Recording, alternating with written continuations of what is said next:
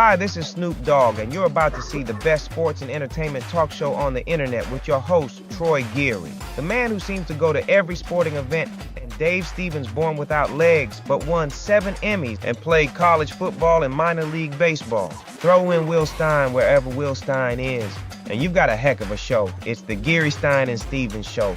Faux shizzle.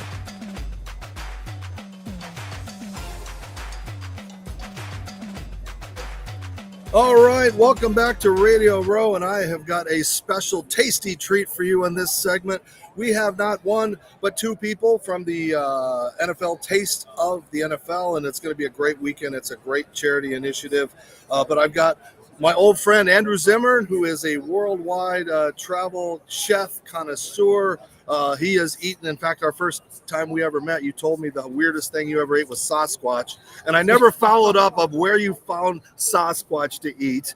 And next to him, hey, this is our first Heisman winner ever on the show. We've had Hall of Famers and we've had Cy Young Award winners and MVPs, but I have the legendary Doug Flutie sitting here as well. He's also a part of the Taste of the NFL. And Doug, how are you making Flutie Flakes a part of the NFL this weekend? Trying for years. Been trying to mix that in. We actually had a really good candy bar. Yeah. Flutie Flakes in it. That was awesome. I bet. And my wife used to love them right out of the box.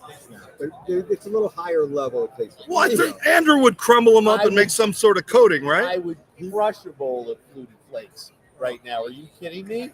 Who doesn't love a Flutie Who Flake? doesn't love sugar? All right. Put the sugar in the cereal. That's exactly right. Even if the non-sugar cereal. That's exactly right. Let's have at it. That's right. And the Taste of the NFL is so important. It's a chance for the fans to meet players, chefs, Tim Love, all of the people. Marie Rosh is here. You know, we've got everybody. But tell us, Andrew, what this really is all about. Well, it's a 33-year tradition. It's been produced by Gen Youth for the last 5 years. And the goal is to eliminate childhood hunger in America.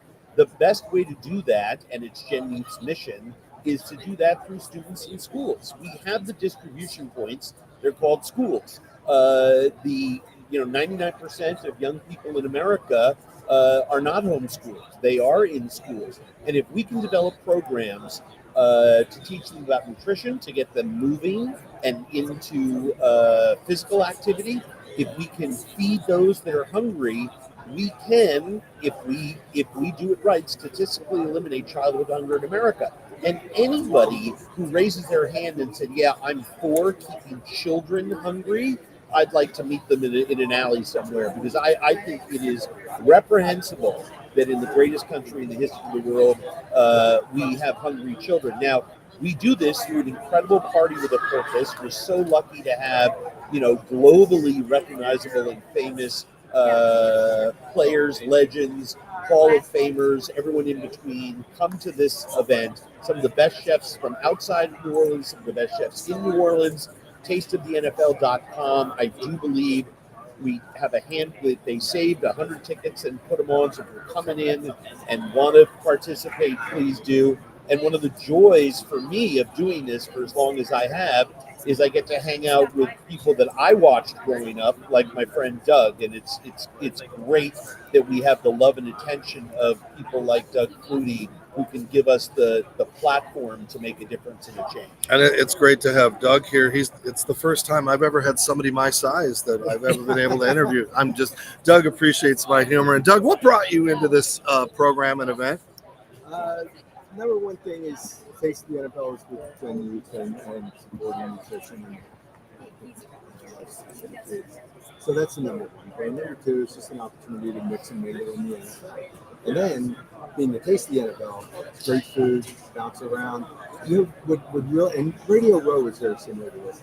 For a lot of the athletes, it's like class reunion. Go over, they said, I'll be sitting and signing autographs for an hour for 5 on Saturday. And you bump into guys you played with, played against, hang around with, and you only get to see them once in a while. So it's a really cool venue for that, for the players themselves, and then just to mingle with the fans. What do you got up your sleeve for us this week? Who are you representing? The Bills, the Bears? Actually, with this, it's representing Taste of the NFL, and also I'll be over there with Pepsi. But I'm representing myself and just having fun and being out. I played a flag football game tonight that I played in for 27 years. I'm getting demoted I'm getting demoted. No. Like I'm no longer the starting quarterback. What? RG3 comes in and takes my spot. No more. That's high profile. outrageous. And then he got hurt at halftime last year, and I had to bring us back from 20 points down until Hail Mary on the last play of the game to win. I was there for that. Hail I was there Mary. for that. Sounds Yeah. So You had one of those I before, think I'm didn't you? retiring off that one last year and just going to be just kind of be part of it and play a little bit and step back. I am 163 years old. Well, Doug, you talked about the camaraderie, and I hear that when we talk to the ex-NFL players of missing that locker room, that brotherhood that you guys had, and when you go away from the game, it's a big loss. It really is. You miss that post game, guys get together, whether it's going to dinner together or just hanging. That locker room feel is what everyone. I play adult league hockey. I play adult league baseball just for that feel. The guys getting together, having a game to look forward to, the after the game hangout, the talk in the dugout, the chirping. All you miss that, and it's really cool when you get back at Super Bowl for the different activities. It's because it could be 3 or 4 hours of just doing interviews can be 100%. It's not because you want to plug it into all your own pockets, and it's a blast. Yeah. I'll tell you, it's my favorite day of the year is Radio Row because I get a chance to mingle with the people who I watch play my favorite sport, and it's just a joy for me. And I have over the 33 years collected a lot of friends in this league, and it is. I tell all my friends, everyone should get a chance just to walk around this room and see what's going on. I was talking to Doug before the microphones came on, and he reminded me that he's put on pads for 33 years.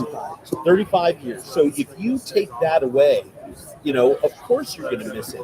For chefs, Super Bowls are great because, all the corporations fly in, folks like me, who have restaurants, do stuff on television. We do as much as we can during the Super Bowl to promote the charities and the events that will have us or would like us to be there. For us, it's like summer camp too. They're friends that I see once or twice a year, but I know I see them at Super Bowl. Food and football.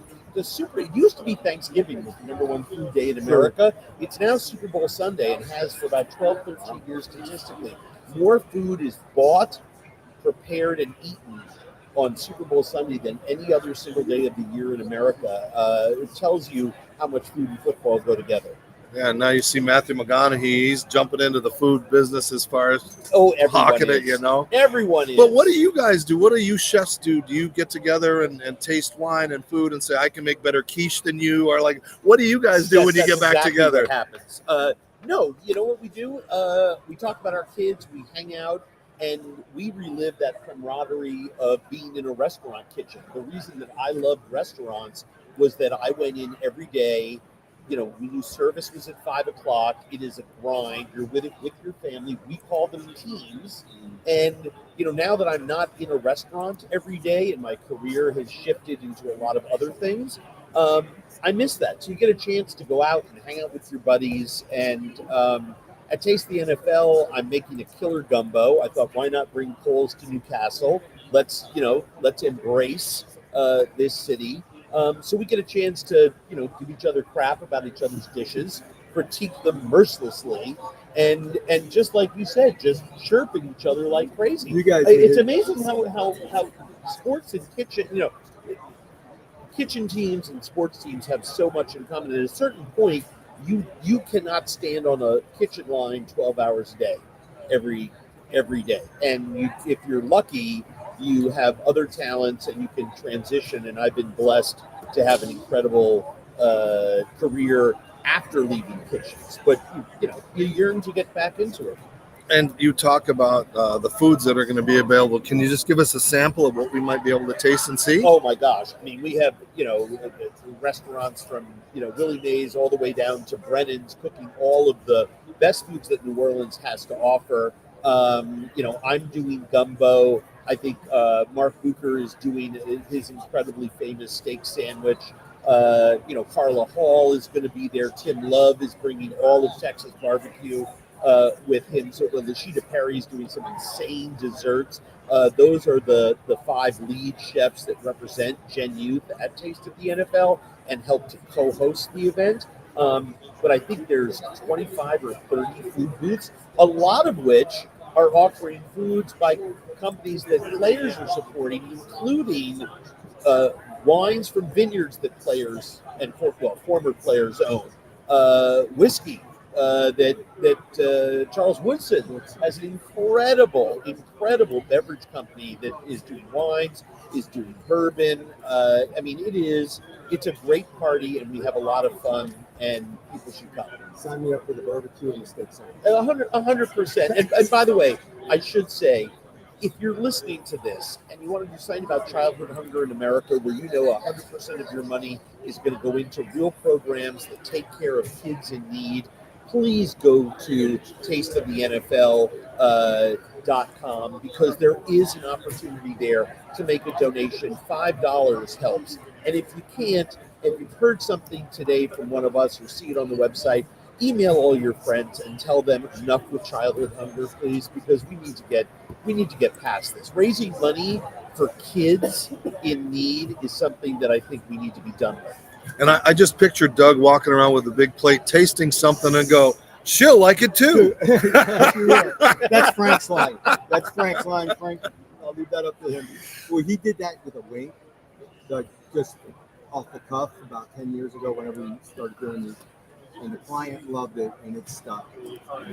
How has that changed your life? People don't know you as an amazing quarterback. They know you as this guy helping people have good sex. It's a testosterone. Yes. Of course. But it is kind of fun. I'm just thankful that my face is still out there, that I'm still in demand to do some commercials and have some fun doing that stuff. And Frank and I get together. Did 2 shoots this year. We used to 1 shoot a year, and it's just. But is everybody in the airport? What we're talking about? It's Eugenics Turtle Tea out there. Do people just? Oh, everyone knows. They shout it out at the airports when you're walking by and things like that. The guys in the locker room. So once a year, I have them send me some product, and I bring them into the hockey locker room, and they go nuts, guys. But it's it's so funny. They played 21 years of professional football. I know. I did Dancing with the Stars. Yep. The next generation or younger people, they only knew from Dancing with the Stars. Now I'm doing the eugenics commercials, and that's all they know. That's all they know. But believe me, you paint 1,000 pictures, no one calls you an artist. But you do one eugenics commercial. Well, at least we weren't talking about an arrest or anything like that, so that's cool because he's had such an amazing career. Let's talk a little bit about that. I appreciated your career as a kid because, again, not having legs, I'm little, I'm a short guy. You battled that where they said he's not going to make it in the NFL, but you had a successful career in both the NFL and the CFL. Like, what was that like? Those struggles early, and could you compete today? Today, well, I'm 105 years old, so I don't know. But if I were young today and playing. The style of this game really suits me. It's what we did when I was in Canada for 8 years. And they didn't want you to do that. It was looked at as a negative if you took off. You're being undisciplined. You're not standing in the pocket, blah, blah, blah. But boy, the game's changed. And the rules have changed along with it to allow a little more of the running quarterback and the RPO game and things of that nature. But I would have loved it. The resiliency, bouncing back. When things aren't going your way, people telling you no, and there's just a desire within you and a chip on my shoulder for life to prove people wrong and that I could do it. I remember Joe Paterno saying that I didn't know I was too small to be doing the things I was doing. You just didn't know already. Well, of course, you put on your helmet and you're not worried. You're focused on the game. Now, you know what's intimidating? You talk about put on your helmet and play. After I retired, or if I went to a game and I was in street clothes on the sideline, that's when you get intimidated. When you see this, when you're not in game mode in your own head, and you're standing there and you see this full speed collision coming at you towards the sideline and the size of guys, that's when it can be intimidating. So, do you guys have a prediction? Andrew, I'm sorry that our Vikings once again let us down. I knew that was going to happen. We're like when these Twins fans and Vikings fans. When we were 14-2 with 2 games left, my friends were all calling me saying, "Can you get us tickets to the NFC Championship?" I said, "Season's not over. We have 2 games left. Let's wait and see," because the Vikings somehow always manage to. However, I really believe we have a great GM. I think O'Connell's a great coach. I think the Vikings curse over the next 3, 4, 5 years, my lips to God's ears, we get rid of that. I think it's going to be a great game. Fran Tarkenton's coming back. Fran is coming. By the way, He just turned 85. Just turned 85 and is active as ever. Who do you like for the game? Buffalo. Yeah, I love that. They're in the same boat as the Buffalo Vikings, White 0-4 in the Super Bowl. I'm taking the Commanders 27-24. I think, in seriousness, looking at the game, I just think, having been there, done that, and the confidence that you come in with, of knowing the routine of the 2 weeks, of knowing the excitement for pre-game and everything else, just favors the Chiefs. And I'm rooting against Taylor Swift, but I just believe the Chiefs. What's the old? Go ahead. Can I ask a question? Because I'm really serious about this, because I've heard a lot of my football playing friends say the exact same thing. That's the biggest difference maker. I mean, take away all the great talent on the field, and someone's going to make a great play, and someone's going to fumble a ball. At this level, when you get to playoffs and Super Bowl, it is about mental toughness, preparation, routine. Having been there again counts more and more and more. Being able to walk out on the field in a comfortable environment for you. You've been there before. You understand the hype. You understand dealing with media day and this, that, and the other thing. And your preparation is already done the first week. And then you come in, deal with the hoopla, and walk out there on game day in a comfortable environment for you because you've been there before. Yeah. You know what to expect. You're not overhyped. You're not over fired up and making the big mistake. You realize it's a 60-minute game. You don't win it in the first 5 minutes. You can lose it in the first 5 minutes, but you don't win it in the first 5. So don't make that stupid mistake early. I've always the fine line is between playing loose and relax and not turning the ball over and having to do that. Amen. I just don't know how you would ever, until he loses, you can't bet against Andy Reid and Patrick Mahomes. I don't know how you do it. Oh, there's a guy next to you can't bet against either. One of the most tenacious fire plugs that I've ever seen. I remember being in my room, in my parents' apartment, watching Doug's career, in Boston, and watching all those games, including the most famous of them all, and his career, and always being a fan. So a couple years ago when we met through all this stuff, it was a dream come true for me, and that's what I think takes the NFL as an event. It's why everyone calls it the best party in town before the game, because you get a chance to meet your heroes and get a chance to talk to them and spend some time eating and drinking for a good cause. All right, before we let you go, Doug, other than the obvious play, what would be second in your memories of your greatest achievement in the college or pros? A big part of my career was coming back from Canada, and my first start in Buffalo. We were playing an undefeated Jacksonville team, and we went the length of the field with under a minute to go, no timeouts, and I ran a naked bootleg in to win that game. And that was kind of the springboard of my comeback career, and that was huge for me. Other than that, people don't really get it. When I was playing for Calgary, we won our my first championship.